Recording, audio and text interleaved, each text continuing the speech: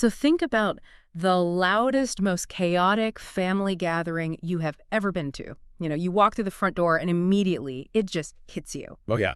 Total sensory overload. Right. The overlapping arguments, the inside jokes you completely lack the context for, and those unspoken but ironclad rules about who was allowed to sit in which chair. Which you learn very quickly if you sit in the wrong one. Exactly. It is overwhelming.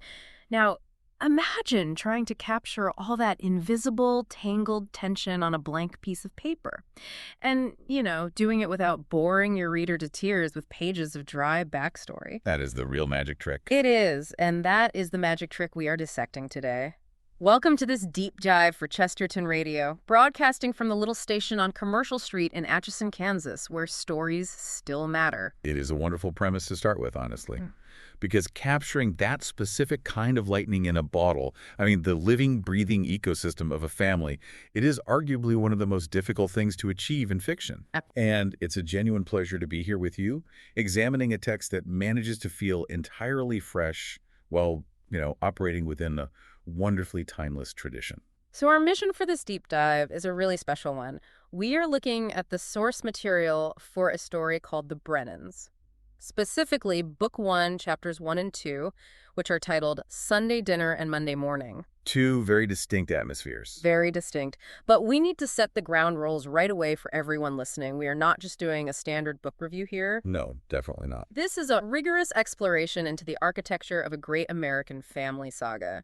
We are going to treat these two opening chapters with the exact same careful microscopic attention that you would normally reserve for literary heavyweights. Like the Brothers Karamazov or the Lord of the Rings. Exactly. Which I have to say, they absolutely warrant. We're going to pay really close attention to the craftsmanship today. Yeah, we want to uncover exactly how an author builds a fully realized world from the ground up, using nothing more than incredibly ordinary everyday moments. So if you are driving right now, or working in your shop, or just relaxing with a cup of coffee, settle in. Right, because whether you are a writer trying to figure out the psychological tricks of world building without resorting to massive exposition dumps, or, well, you're just a reader who loves a story that feels like coming home, we crafted this conversation specifically for you. Let's actually start right at that very first scene. Yes, let's do it. The atmosphere that gets established in the opening paragraphs is striking. We meet 10-year-old Tommy Brennan. Standing outside St. Benedict's Church. Right, holding his grandfather Patrick's hand. Yeah. And the author paints this incredibly tactile picture. You can practically feel it. You really can. The Atchison sun beating down, the heavy summer stillness, the cicadas starting and stopping in the trees, and the unseen but ever-present pull of the Missouri River just down the bluffs. And that stillness you just mentioned, it isn't just atmospheric fluff. No, it's highly deliberate. Right. Think about the emotional promise the author is making to the reader in those first 50 words. Notice what isn't happening. The story doesn't launch with a high-speed chase. Or an explosion, or a murder, or even a shouting match. Thank goodness. Yeah, it starts with an institution, Sunday dinner after church. Sunday dinner as an institution. That is an interesting way to put it. Like the post office or a bank. Exactly like that. It's foundational. Yeah. And, well, by opening with a foundational institution, the author is implicitly promising a narrative pace that respects both the characters and the reader. That's a great point. Atchison, Kansas on a Sunday is utterly unhurried. The text tells us there's a summer stillness, but it points out that the stillness isn't exactly silence. Right, it's composed of sounds. Exactly. It's a lawnmower arguing with high grass 3 blocks away, a train far off in the distance. The narrative invites us in by contrasting Patrick Brennan with the frantic modern rush we are all so accustomed to. Because Patrick is an old man who, according to the text, moves as if he had simply decided the world could wait. Yes. But I hear that, and as a modern reader, my attention span was immediately tested there. Really? Yeah, I kept thinking, where is the hook? We live in an era of 10-second videos and instantaneous gratification. That is true. So is there a massive risk that starting a story this quietly, this deliberately, is just going to bore a modern audience? That's a fair question. How does the author make that stillness feel magnetic rather than just, slow? Well, that is the crucial question of pacing. The stillness feels magnetic precisely because it isn't empty. It is deeply observant. Observant, okay. The author is doing something very clever here. They are manually calibrating the reader's internal clock to match Patrick's. Oh, wow. I love that. Right. When you read the description of an old man who moves as if the world could wait, you, the reader, are being given subconscious permission to let your own world wait, too. It is an act of profound hospitality on the part of the writer. It really is. We lean in because the quietness implies that something subtle, true, and easily missed is about to be revealed. If you are rushing, you just won't see it. Okay, that makes a lot of sense. It is essentially like walking into a dimly lit room from the bright outdoors. Exactly. At first, you think there is nothing to see because it's too dark. But if you stand still and let your eyes adjust to the new lighting, you suddenly realize the room is packed with intricate, fascinating details. That is a perfect analogy. And once your eyes adjust to that pacing, the characters who step onto this quiet stage stand out in sharp relief. Which brings us to the Brennans themselves. Because when we transition from the quiet of the church steps to the absolute chaos of the Brennan dining room, it is a brilliant contrast. Oh, it's jarring in the best way. Let's talk about the patriarch and matriarch, Patrick and Margaret. Patrick is the one we meet first. He is so deliberate. His son, Daniel, notes that Patrick speaks in sentences that make work for others. What an incredible piece of characterization. I know. And Patrick fundamentally believes in what he calls the welcome of a house. Patrick is the philosophical anchor of this family. He dictates the moral gravity of the room. But Margaret... Oh, Margaret. She's the operational core. The description of Margaret is just a masterstroke of efficient writing. We are told she is physically small, but no one in the family actually thinks of her that way. And the detail about her clothing. She wears a blue apron that has been washed so often it looks like the summer sky. Watched every week for 20 years. That line stopped me in my tracks. Why is that? By describing an apron that looks like the sky because of how many times it has gone through the laundry, the author is giving us a 2-decade history of her domestic labor, her steadfastness, her role as a caretaker, all in exactly 10 words. It is crazy efficiency. It really is showing, not telling, at its absolute finest. We're also told she measures her children by trouble, and she can spot who brought the store-bought dinner rolls to the table without even having to look. Which tells you everything about her emotional intelligence, doesn't it? She has absolute, undisputed command of her domain. She does. Margaret represents a kind of quiet omniscience that holds large families together. She sees the invisible currents of affection and resentment in the room, and she navigates them flawlessly. True. Now consider the next generation we meet. Daniel and his wife, Elise. Right. Daniel is Tommy's dad.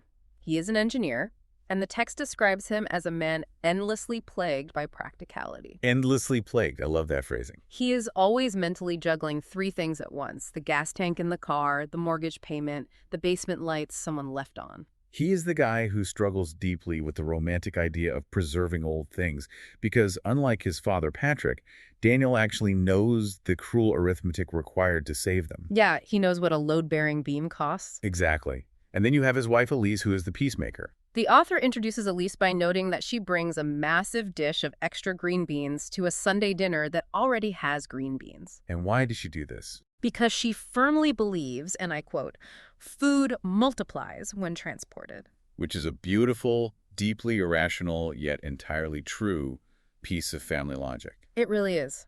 Elise operates on an economy of grace, whereas her husband Daniel operates on an economy of mathematics. That is a brilliant way to frame it. In Daniel's world, 2 + 2 = 4. In Elise's world, you bring a bowl of green beans to a crowded table, and somehow, miraculously, everyone is fed and there are leftovers. It is the mathematics of hospitality. I hadn't thought of it as a contrast of economies, but that is exactly what it is. Yeah. And if we are talking about contrasting forces, we have to talk about Aunt Claire and Uncle Michael. Oh, wow. Yes. Claire is the unmarried high school English teacher. She is so fiercely precise that she can literally stop an argument just by looking at it. The text says she corrects people's grammar with the mildness that other people use to offer the salt shaker. She is the enforcer of boundaries. And she is immediately juxtaposed with Michael. Michael is the jester. He is a construction worker whose laugh famously arrives in the room before his joke does.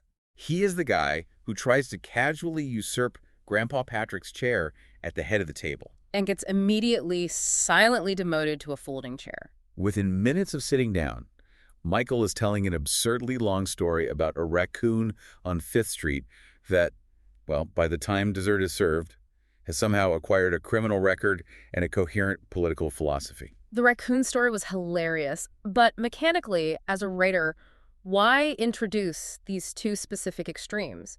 You have the strict grammarian and the guy telling tall tales about raccoons. Because a family ecosystem requires both to survive. Michael is the necessary chaos in the system. Okay, I follow. He prevents the family from becoming too rigid, too serious, or too insular. Claire, on the other hand, is the necessary order. She prevents Michael's chaos from completely derailing the structure. That makes total sense. The author is showing us that a healthy family isn't a monolith where everyone acts the same. It is a delicate balance of opposing forces that keep each other in check. Precisely. And observing all of this delicate balance are the kids. Right. Tommy is our 10-year-old window into this world. He is the quiet observer, constantly wondering why adults insist on making simple things so needlessly complicated. Tommy is the stand-in for the reader. He is learning the rules of the adult world at the exact same time we are learning the rules of the Brennan family. And then there is Nora. Hilariously stubborn little Nora. Yes. She finds a large stick outside St. Benedict's church, names it Moses, and tries to bring it to the Sunday dinner table to use as a staff. And Margaret, without missing a beat, shuts it down immediately. No staffs at the table. Moses can wait on the porch. The author uses that tiny, hilarious interaction to instantly establish Margaret's supreme authority. There is no argument, no debate. The matriarch has spoken. Biblical prophets do not get a seat at Sunday dinner. It gets better, though, because later on, Nora takes a wooden kitchen spoon, wraps herself in a blanket, and declares that the spoon is now Aaron. The theological complications of which are just brilliant. Right. Because Tommy, being the logical 10-year-old, points out that Moses and Aaron were two completely different people. And he asks why the original stick out on the porch can't just be both of them. But Nora absolutely refuses to break her imaginative continuity. The spoon is Aaron, period. It is child logic perfectly rendered. It avoids pages of exposition about how these children were raised. Yeah, by having them argue over the distinct identities of Old Testament figures using yard debris and kitchen utensils, the author effortlessly establishes their Catholic upbringing. And their familiarity with Scripture, and their sibling dynamic. All without ever writing a heavy-handed sentence like, the Brennans were a devoutly religious family. Wow. When you break it down like that, it really is a masterclass in showing versus telling. And we can't forget the older kids. You have Grace, the 14-year-old, who is curled up in an armchair with a thick book about a tragic English family. She treats actual reality as an annoying interruption to her reading. She says, I'm improving the game by not playing it. Amazing. And then Leo, the younger brother, who is agonizing over building a historically accurate bridge for Nora's dolls. While Nora insists the bridge isn't about structural integrity, it's about their escape to Egypt. Everyone is operating on their own distinct frequency. Yes. It feels like sitting in an orchestra pit while a symphony tunes up. You don't have the conductor telling you, this is the brass section, this is the woodwinds. You just hear them. Claire's sharp grammar checks are the woodwinds. Michael's booming tall tales are the brass. Daniel's practical mathematical worries are the steady, underlying strings. And the author just lets us hear them all playing at once, naturally blending together, instead of giving us a rigid, boring roll call. I like that orchestra analogy because it points to the larger structural truth of these chapters. The Brennan family itself is the protagonist here. We aren't just following Tommy or Daniel. We are following the collective organism of the family. Let's dig into that, because I noticed the dining room scene is incredibly loud, but the text specifically points out a strange phenomenon. Oh, what was that? It says that it didn't matter what the food was. What mattered was the fact that everyone talked at once and somehow heard everything. That is the shorthand of deeply rooted intimacy. They don't need to wait for one person to finish a sentence to know what that person means. Exactly. And we see how the routines and traditions shape this organism. Look at the masterful transition the author makes between the crowded, chaotic Sunday dinner and the quiet, highly systematic Monday morning wake-up routine. That transition was incredible. The text notes that Sunday wakes up all at once, with church bells and polished shoes and a rush for the door. But Monday enters the house, one small sound at a time. I loved that description. A bird striking an aluminum gutter, a copper pipe clicking as the hot water turns on, an alarm clock silenced immediately. It highlights a vital literary concept: authenticity versus realism. Wait, pause right there for me. Authenticity versus realism. Contrast those two for me because they sound like synonyms. What does that actually look like in practice for a writer? It's a great distinction to make. Realism in fiction might mean giving the reader a dry, minute-by-minute transcript of every mundane event. Like a security camera. Right. Realism is recording every boring chew of the roast beef. Oh. It is accurate, but it is lifeless. Okay, I see. Authenticity, on the other hand, gives us the feeling of the real world by capturing the unspoken rules and rhythms. Authenticity is the fact that no one in the Brennan house calls clearing the dinner table work because everyone simply does it without being asked. Except Patrick. Except Patrick, who claims the elder's privilege to go stand on the porch with his coffee and watch the street. Right. The author isn't giving us a chore chart. They are giving us the authentic heartbeat of the home. Okay, that makes perfect sense. Authenticity is about the emotional truth, not just a recording of events. And speaking of emotional truth, let me ask you something that really stood out to me. Go for it. We see this family bicker. They argue about store-bought rolls. They argue about the logistics of moving a piano. They fiercely debate what to do about the abandoned Whitcomb place down the street. But, well, it never feels toxic. No, it doesn't. What is the author's secret to writing familial conflict that is rooted in deep affection rather than dysfunction? Because modern fiction often defaults to severe trauma or toxic drama to keep us hooked. It does. If people aren't screaming or betraying each other, we assume it's boring. How does this book pull off healthy conflict? This is perhaps the most impressive technical achievement of these opening chapters. Writing familial affection without it tipping into saccharine, Hallmark movie territory is incredibly difficult. It is like tightening a guitar string, right? You absolutely need the friction, the tension of Daniel and Patrick arguing over the Whitcomb place to produce the music. Yes, exactly. If they just agreed on everything, the string goes completely slack and the story goes dead. You need the tension, but you cannot snap the string. The author achieves this by ensuring that the foundational respect between the characters is never, ever broken, even in the heat of disagreement. That's a great way to put it. When Daniel and Patrick argue on the porch about the old Whitcomb house, Daniel aggressively arguing for practicality and economic progress, Patrick stubbornly arguing for preservation and memory, notice how they fight. Daniel doesn't dismiss his father as an out-of-touch old fool. And Patrick doesn't dismiss his son as a heartless, greedy capitalist. They genuinely listen to each other.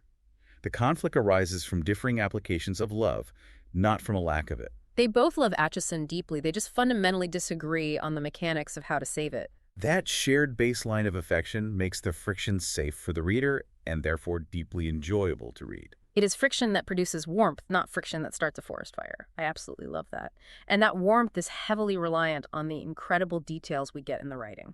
The details in these two chapters are doing so much heavy lifting. The author exercises such beautiful restraint. We don't get paragraphs describing the wallpaper, but we do get specific, vivid details. The wooden porch boards giving a familiar complaint underfoot, or the screen door having a unique, rhythmic slap that no one can imitate but every family member instantly recognizes. And Daniel's pencil sharpener. Yeah. That detail in Chapter 2 is extraordinary. Oh, yes, tell me about that. We follow Daniel to his architectural office, and the text notes that he uses an old hand-cranked pencil sharpener bolted to his desk. Why? Because an electric sharpener mindlessly removes wood until it stops. But the hand sharpener, as Daniel notes, removes only what is necessary. I highlighted that exact sentence. It is brilliant because that one sentence acts as a complete psychological profile. It tells you his entire professional and personal philosophy. He's an engineer who despises waste. Yes, who respects the integrity of the material he is working with and who wants to be in physical control of the friction. It is a quiet rebellion against modern disposability. It is characterization hidden inside office supplies. And the pacing of the narrative reflects this exact philosophy, too. The story simply refuses to rush. It really does. When Tommy and his grandpa Patrick go out to the alley to fix the loose wooden gate, they don't just whip out a power drill and slam a new hinge on it. They wait. They stand there and look at it. Patrick tells Tommy, looking comes before fixing. The pacing of the prose literally mirrors the philosophy of the grandfather. We, as readers, are forced to look at the scene before the plot is allowed to be fixed. Furthermore, consider the emotional timing of the scene transitions. The author moves us from the incredibly loud, chaotic Sunday dinner, a scene filled with a dozen overlapping voices and clattering silverware, to Margaret completely alone in the kitchen at the end of Chapter 1. The sun sets. The heavy roasting pan is soaking in the sink. A single forgotten coffee cup sits on the table. She is alone, but crucially, the text explicitly tells us she is not lonely. The house, having generously given itself away all afternoon, is simply resting, waiting for them all to return. It is a masterclass in tonal shifting. Okay, I have to push back a little here. No. Because while I love the kitchen scene, there was a moment in Chapter 2 where I found my attention drifting. Really? Where? Usually long descriptions of inanimate things slow a story down to a crawl. In Chapter 2, we get an entire massive paragraph describing Mr. Novak's hardware store on Commercial Street. Oh, right. We are told about how it smells of cut lumber, machine oil, hemp rope, and dust warmed by years of summer afternoons. We get details about wooden bins full of obscure bolts and tarnished latches. I remember that. As a reader, I kept thinking, why do I need to know what Mr. Novak's bolts smell like? Is this just the author being self-indulgent with their vocabulary? Or is there a structural reason for this massive detour? That is a very fair critique from a modern reading perspective. We are trained to want the plot to keep moving forward. But here, the world building is essential because the setting itself is a physical manifestation of the book's core themes. Okay, I'm listening. Mr. Novak's hardware store isn't just a quaint backdrop. It is functioning as a living archive of Atchison's history. Think about the plot of that scene. Mr. Novak produces a single, highly specialized screw for Patrick's gate from a battered cardboard box he saved for decades, simply because they don't make the head quite this way anymore. Right, the screw with the slightly wider threading. Exactly. Now, if the store had been described as a modern, sterile, brightly lit, big box retailer with plastic aisles, that interaction wouldn't make any sense. A teenager at a big box store wouldn't have a 40-year-old screw saved in a box. Right. The intense sensory details, the smells of oil and rope, the old photographs fading on the plaster wall anchor the theme that the past is constantly present in this town. The past isn't dead. No, it is sitting in a wooden bin, patiently waiting to be useful again. The description validates the plot. Wow. Okay, when you frame it like that the past is an inventory of spare parts waiting to be useful, the description isn't just set dressing. It is the thesis statement of the entire town, which perfectly bridges into the broader discussion of how to begin a novel. These chapters really are a masterclass in openings. They really are. You mentioned earlier how the author introduces a world without exposition dumps. Let's look at the primary external mystery of these chapters. What is happening to the old Whitcomb place? A lesser writer would have spoon-fed us a prologue, explaining the history of the house, who the Whitcombs were, and why they went bankrupt. Yes. A prologue detailing a real estate transaction would be tedious. Instead, the mystery is dropped entirely casually by Aunt Anne over a mouthful of mashed potatoes at Sunday dinner. She simply says, "Did you hear about the Whitcomb place?" And the narrative notes that the entire temperature of the table shifts. As a reader, we realize this house is important not because an omniscient narrator tells us it is, but because we physically see these characters, who we already like, react with sudden guarded tension. The curiosity is created organically, and the author does the same thing with the geography of the town. Oh, how so? We learn about Atchison's physical layout, the high bluffs, the river cutting through the valley, the storefronts on Commercial Street, simply by riding in the backseat of Elise's station wagon with Tommy and his Moses stick. We aren't given a dry topographical map. We were given a window seat next to a 10-year-old. It is the perfect balance of mystery with familiarity. By the end of Chapter 1, we know the Brennan family intimately. We know their neuroses, their affections, their rules. But the external plot, the ominous surveyors with their orange flags and tripods measuring the perimeter of the Whitcomb house, is introduced entirely on the periphery. For anyone listening to this who is an aspiring writer, pay close attention to what the author didn't write here. They let the reader infer character traits and stakes, rather than boldly stating them. Inference is a powerful tool for reader engagement. If I tell you a character is stressed, you acknowledge it and move on. If I show you a character acting stressed, you have to do the mental work of diagnosing them, which makes you invested. Right. We aren't told Daniel is burdened by money. We watch him sitting alone at his drafting desk, aggressively erasing a line on a blueprint, reviewing a framing estimate for the Montgomery building renovation. We watch him agonizing over the line item for concealed damage in old structures. And then he has that incredible internal realization. Love is generous. Construction requires arithmetic. What a line. It perfectly encapsulates his internal conflict. He loves the town, but he knows the math doesn't always support saving it.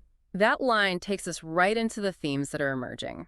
Let's talk about the central thematic debate of these opening chapters, home versus a view. This is the absolute crux of the porch argument between Daniel and Patrick that we touched on earlier. It is the ideological battleground of the book. Patrick stares down the street at the Whitcomb place, which sits on a prime piece of real estate overlooking the river. Patrick says, "There's a difference between a view and a home." Daniel, ever the engineer, argues for progress. He points out that saving massive, decaying buildings requires serious capital investment, and sometimes that means letting people from out of town bring their money in to develop the land. Daniel wants the town alive, breathing, and economically viable. He doesn't want it frozen in amber as a museum. But Patrick pushes back, insisting that a house's true value isn't found in its architectural pedigree or its resale value based on the river view. Its value, according to Patrick, is entirely located in the welcome it provides to the people inside and around it. And woven through this debate is the theme of generational continuity and vocation. Tommy is actively learning how to be a man, how to be a steward of a home from Patrick while fixing the alley gate. But what is incredibly poignant is that Daniel, miles away in his office, is remembering Patrick's exact advice at the exact same time. Daniel's looking at a complicated blueprint, and he catches himself repeating his father's words to a younger, impatient engineer in his firm. Let's look before we fix. Because Daniel realizes that fixing today's problem with a bigger screw or a hasty, cheap renovation often just creates a much more expensive problem for next year. It's a profound observation on how wisdom is inherited. We think of inheritance as money or property, but here, inheritance is a diagnostic approach to a broken hinge or a broken building. And alongside this generational wisdom, we see the very distinct theme of ordinary heroism. It isn't found in saving the world from aliens. It is found in incredibly small, deliberate acts of grace. I notice this everywhere in Chapter 2. Margaret washes Mrs. Henderson's casserole dish before returning it, even though Mrs. Henderson already washed it before bringing it over. Tommy asks her why she's washing a clean dish, and Margaret simply smiles and says, "It seems friendlier." Or Father Donnelly walking down the hot pavement with a worn leather satchel instead of a sleek briefcase to visit sick Mrs. Keller. Or Mr. Novak keeping that obscure latch plate in a dusty box for years, taking up shelf space, just because Daniel once mentioned in passing that he might need one someday. These are tiny, seemingly insignificant actions that weave the social fabric of the town together. I have a theory about this. This whole theme of preservation, saving the Whitcomb place, saving the town's history, is perfectly mirrored in the micro-action of the gate repair itself. Oh, tell me more. When they find out the hinge is stripped and the wood is rotting, Tommy asks the obvious, modern question. Why didn't we just go to the store and buy a new gate? It'd be faster. And Patrick's response is the thesis of the book. You don't just buy a new gate because it's faster. You preserve the old one, as Patrick says, because this one still remembers how to welcome people. Yes. To fix it properly, you can't just slap a patch on it. You have to carve a hardwood plug, carefully fit it into the stripped hole, let the glue set, and then deliberately place a reclaimed screw back into it. It takes 3 times as long, but it saves the actual soul of the object. That focus on saving the soul of ordinary things brings us directly to the Chestertonian connections in the text. Because this is a Chesterton Radio production, we really must look at this narrative through the specific lens of G.K. Chesterton. Absolutely. For those who might not be deeply familiar, Chesterton was an English writer and philosopher who was the great champion of what we might call the extraordinary ordinary. This story celebrates the profound sanctity of the normal, everyday home in a way Chesterton would have deeply, deeply admired. The importance of the meal is central to that Chestertonian worldview. Sunday dinner isn't just biological fuel for these characters, it is a sacred institution. And gratitude shapes the entire atmosphere of the room. When everyone finally sits down, Patrick stands at the head of the table. He doesn't make a long, pompous speech. He just bows his head, the room goes dead silent, and he begins, "Bless us, O Lord, and these thy gifts." And the text says the prayer moves around the room like something older than the house itself. Wait, you just mentioned Elise earlier, and her belief that food multiplies? That is pure Chesterton. It is an economy of grace, defying the rigid economy of mathematics. Chesterton famously loved paradoxes, didn't he? Truths that seem contradictory on their surface. And this text is full of quiet, beautiful paradoxes. Give me some examples of the paradoxes you saw. Well, when Margaret is alone in the kitchen after dinner, the text describes the house as being empty but full. It is physically empty of people, but full of their presence. Or, when Michael goes to the hardware store, he boldly insists to Mr. Novak that he doesn't need to carry cash because everyone in town owes him a favor, yet he ends up meticulously paying for the screw with exact change anyway. Or when Daniel points out his own advancing age in an argument, Patrick instantly replies, "Youth lasts longer in fools." These are Chestertonian inversions of expected logic. So here's a question for you, tying Chesterton back to the plot. Hit me. If Chesterton believed that the most epic, high-stakes adventures happen not on battlefields, but inside the front door of a normal family home, how does Chapter 2's intense, almost obsessive focus on fixing a broken wooden hinge prove that point? It proves it by treating the broken hinge with the exact same gravity as a general treating a breach in a kingdom's defense. The family gate is the physical border of their domestic kingdom. Fixing it isn't just a weekend chore to cross off a list. It is the active passing down of a worldview from a grandfather to a grandson. The adventure here isn't in slaying a dragon. The adventure is in diagnosing the rot in the wood, trekking across town to find the exact right piece of historical steel to mend it, and ensuring that the kingdom remains open and functioning for the neighbor bringing a casserole. It elevates the utterly mundane into something sacred. That is beautiful, elevating the mundane to the sacred. And that specific tone echoes so many classic works of literature. The original description of the Brennans notes that it draws heavily on the tradition of Carlton E. Morse's classic radio drama, One Man's Family. But it also clearly shared the DNA of what we call the literature of the moral imagination. Now, for listeners who might not be familiar with that phrase, literature of the moral imagination refers to stories that don't just cynically reflect how broken or dark the world is, but actually propose a compelling, beautiful vision for how people ought to live without ever becoming preachy or didactic. Who else fits into that category for you? When you read this, who did it remind you of? We can clearly see shades of Wendell Berry's fictional town of Port William. Both authors share a profound understanding of the interconnectedness of townspeople. In Atchison, just like in Port William, everyone knows everyone else's business, right? But they also carry everyone else's burdens. The text mentions casually that everyone knows Frank Nelson's lawnmower always quits after the first pass, so they just expect to hear him swearing at it every Saturday. It is that deep communal knowledge. We also see the warmth and gentle humor of Jan Karon's Mitford series. The deliberate, respectful tone towards small-town life evokes the feeling of those classic stories where you tune in not for murder or scandal, but simply to spend time with people you deeply respect. I noticed this immediately, and it felt so refreshing. Unlike so much modern fiction that is just dripping with irony and cynicism, this story actually dares to present a fundamentally good family. And I don't mean a perfect family. They have glaring flaws. Right. Michael is a chaotic spendthrift who brings a crate of literal garbage to fix a gate. Daniel is overly practical and worries so much about money he forgets to enjoy the present. Claire is rigid and censors people's joy if it isn't grammatically correct. But beneath all of that, they fundamentally, unshakably love one another.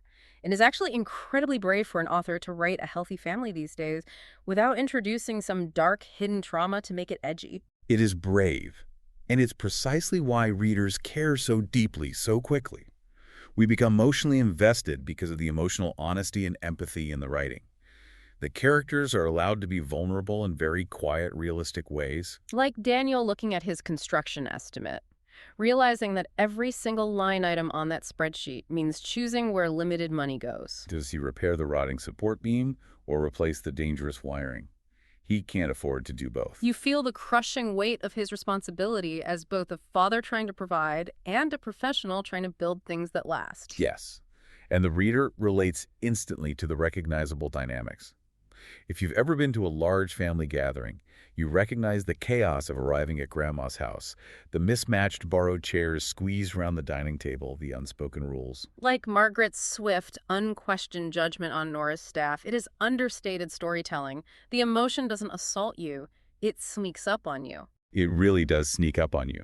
There is a moment at the very end of Monday. Tommy is standing at the sink, washing the dinner dishes. His mother, Elise, walks in, touches his shoulder, and tells him he doesn't have to finish them, that she will do it. Tommy says, "I know, but he deliberately dries one more plate anyway." In that tiny moment, he realizes he actually wants to help his parents. It isn't a chore anymore. It is an act of solidarity.